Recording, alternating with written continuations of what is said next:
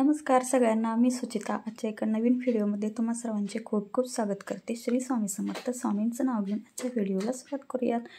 तर बघा, नको असलेला दिवस आज फायनली आलाच. तर गणपती विसर्जन, गौरी विसर्जन सर्व काही झालेलं आहे.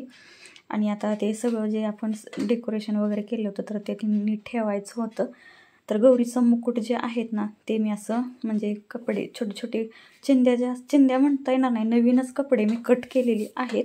आणि ते त्याच्यामध्ये हे गौरीचं मुकुट ठेवते, व्यवस्थित कॅरीबॅगमध्ये आधी घालून घेते आणि नंतर त्याच्यामध्ये ठेवते. म्हणजे मुकुट असं छान असं सेफ्टी राहतात, नाहीतर इकडं काहीतरी होऊ नये म्हणून मुकुट तेवढं पहिल्यांदा मी ठेवून घेतले. त्याच्यानंतर हे हात आहेत गौरीचे, तर ते सुद्धा एका कॅरीबॅगमध्ये ठेवून देते. कॅरीबॅगमध्ये ठेवलं की मग मळत वगैरे नाही. तर एक मी मोठा असा बॉक्सच केलेला आहे. तर हे सगळं जे साहित्य आहे ते मी त्या बॉक्समध्येच ठेवते एकत्र. त्याच्यामुळे काय होतं, पुढल्या वर्षी आपल्याला ज्यावेळेस गौरी येतात त्यावेळेस इकडं तिकडं काय शोधायला लागत नाही, सगळं एका बॉक्समध्ये मिळून जातं. तर जेवढं बसेल तेवढं बसवण्याचा मी प्रयत्न करते त्या बॉक्समध्ये. तर पिना खूप अशा पडलेल्या होत्या इकडं तिकडं, तर त्या सगळ्या म्हटलं चला एका पिनमध्ये घालून ठेवाव्यात. म्हणजे पिना ज्या आहेत त्याच बॉक्समध्ये मी ठेवून देते, म्हणजे पुढच्या वर्षी वेगळ्या पिना लागत नाहीत, आहे त्याच पिना आपल्याला पुरतात. तर गौरीचे गणपतीचे जे दागिने आहे ते सगळं मी एका बॉक्समध्ये ह्या ठेवून देते, म्हणजे पुढच्या वर्षी आपल्याला शोधत बसावं लागत नाही. लगेच हा बॉक्स काढला की याच्यामध्ये सगळं मिळून जातं. तर इथं मग ते चालू होतं. आणि मला जरा हा छत काढायला वेळच लागला, कारण जरा माझ्या पायाला लागलेलं होतं. तर पाय हा दुखत होता, पण म्हटलं चला हे आपल्याला केल्याशिवाय काही गत्यंतर नाही. तर हे मग मी चालू केलं. तर विसर्जन केलेलं आहे गौरी आणि गणपतीचं. मी ज्या दिवशी गौरी जातात त्या दिवशीच गणपतीचं विसर्जन करते. तर यावर्षी गौरी ज्या आहेत ते थोड्याशा लेट आल्या, त्यामुळे 7व्या दिवशी गणपतीचं विसर्जन झालं. दरवर्षी 5व्या दिवशी गौरी 5व्या दिवशी जातात ना गणपती आल्यापासून, तर 5व्या दिवशीच विसर्जन मी करते. तर इथं माझ्याकडे काही चिनी मातीची म्हणजे खेळणी होती, तर ती ह्या पिशवीत ठेवली. जसं जसं बसल तसं मी ॲडजस्ट करत होते या खोक्यामध्ये. तर खूप वर्ष झालं माझ्याकडे खोका आहे सामानासाठी, आणि मोठा आहे, त्यामुळे मला ते मी त्याच खोक्याचा वापर करते. तर सगळं मी इथं ठेवत होते. मला जवळजवळ तुम्हाला इथं मी एक 7 ते 8 मिनटात हे दाखवलेलं आहे, पण मला जवळजवळ 1 ते 1.5 तास गेला हे सगळं व्यवस्थित नीटनेटकं ठेवायला. तर खूप वेळ जातो, करताना पण खूप वेळ जातो. आणि करताना खूप वेळ जातो त्यापेक्षा थोडासा कमी काढताना जातो. काढताना काय पटपट आपल्याला असं काढता येतं, पण करताना व्यवस्थित कुठे काय लावावं हे सगळं विचार करून लावावं लागतं. तर हे पण काचेच्या ज्या वस्तू आहेत त्या व्यवस्थित बाजूला काढून घेतल्या. आणि इथं पहिल्यांदा इथलं मोकळं करते, म्हणजे मला वरच्या ज्या माळा आहेत ना छताला लावलेल्या त्या व्यवस्थित काढता येतील, नाही तर खाली गर्दी असली पायात का मग काय सुचत नाही. तर इथं मी ह्या माझ्याकडे चिमणींचं डेकोरेशनचं साहित्य होतं, तर ते पण 2 होती, तर ते पण मी काढून घेतलं. तर खूप असं आणखी भरपूर असं साहित्य आहे, पण मी सगळंच काही काढलेलं नाही. जेवढं इथं आवश्यक वाटतं तेवढंच काढलं. आणि इथं मी असा विचार केलेला होता की खूप गरम होत होतं म्हणून लाईट लावून हे काम करायचं. तर काय झालं, मी नेमकं चालू केलं त्यावेळेस जी लाईट गेली ती माझं सगळं झाल्यावरतीच आली. तर म्हटलं धन्य आहे बाबा तुझी, पण असं तर चला आता काय पर्याय नाही. आणि बाहेर खूप म्हणजे ऊन पडलेलं, गरम वातावरण झालेलं होतं. पण मी तसंच मग मी म्हटलं एकदा बसलं का मग बसलं, लाईटची वाट तरी कुठपर्यंत बघायची. आणि आमच्या इकडं गावाकडे ना लाईट गेली का कधी येईल काही सांगता येत नाही. एकदा आता ह्या गणपती आल्यावरतीच ना एकदा रात्रीची लाईट गेली 9 वाजता गेली, ती सकाळ उठून 10:30लाच लाईट आली. तर इतक्या वेळ ही लाईट जाऊ शकते, त्यामुळे त्याच्यावरती काही अवलंबून राहू शकत नाही.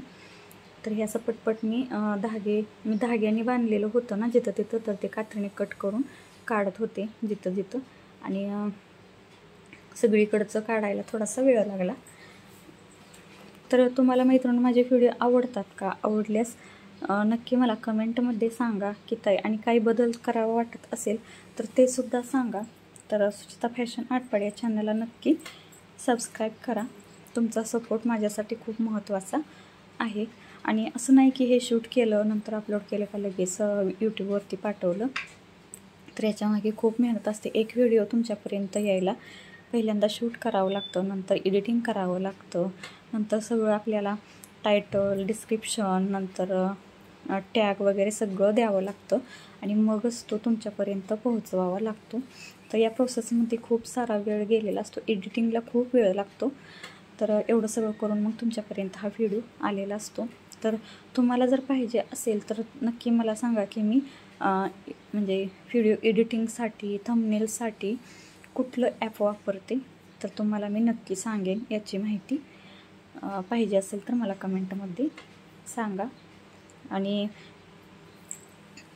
मी हे व्हिडिओची जर्नी जी आहे ना, यूट्यूबवरती व्हिडिओ टाकायला जवळजवळ 2-2.5 वर्ष झालं मी चालू केलेलं आहे.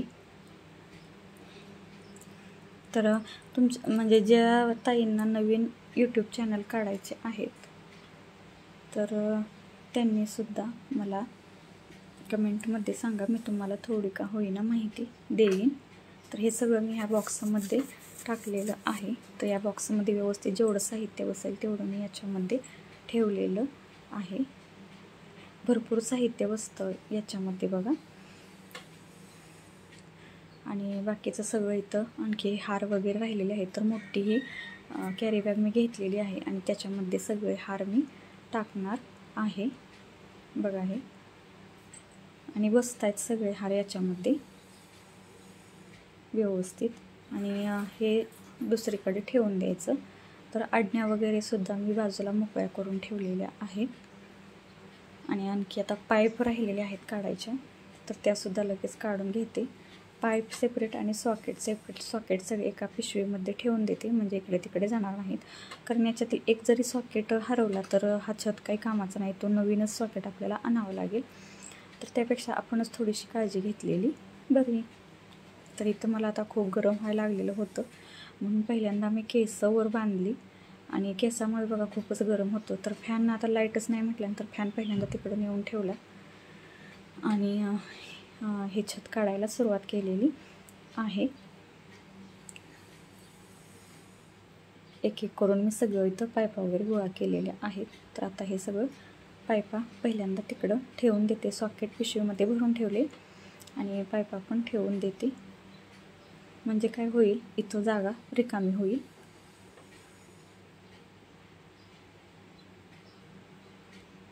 आणि आता इथं आपलं फायनली सगळं झालेलं आहे.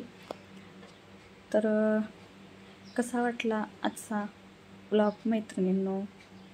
तर इथं मी सगळं साहित्य भरून वगैरे ठेवलेलं आहे. बाहेर वातावरणसुद्धा खूप छान झालेलं आहे. तर आवडल्यास लाईक, शेअर आणि सबस्क्राईब करायला विसरू नका. व्हिडिओ पाहिल्याबद्दल धन्यवाद.